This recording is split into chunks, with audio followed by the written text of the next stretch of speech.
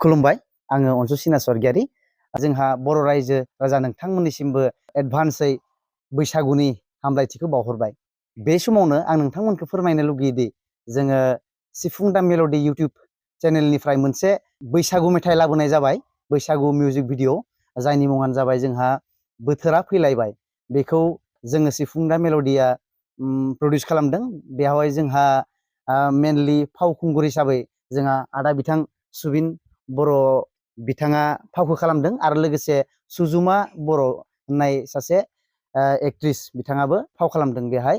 बे मेथाइखौ लिरनाया आंनो लिरदों, लिरिक्स टिउन आंनिनो, आरो लोगोसे मेथाइखौ बानायनायाबो आंनो, मिउजिक होनाया। आरो लोगोसे जोंहा बे मेथाइखौ खनदों जोंनिनो फंबाय नाग्रिजुलिनि बिथां बलराम बर' फंबाया। एन्ड अलस' भिडिअनि डाइरेक्सनखौबो आंनो खालामदों। ओमफ्राय लोगोसे जोंहा डेन्सनि करिय'ग्राफार निसान बर'आ खालामदों। मेथाइखौ जोंनि नाग्रिजुलि ओनसोलावनो मेनलि जों शुट खालामदों। ओमफ्राय बै बगामाथि हाजो हालामाव खालामनाय जादों। बेखौ मेनलि नाग्रिजुलि ओनसोलावनो होनना बुंजायो। बे बैसागोनि बोथोरनि जे नोंथांमोना मिउजिक भिडिअ बेयो माबायदि जागोन होननानै? बेखौथ' जोङो मोजांखौनो जागोन होननानै मिजिंथिदों। माने गुबुननिख्रुइ एसे आलादाखौ जों नुहुरनो मोनदों।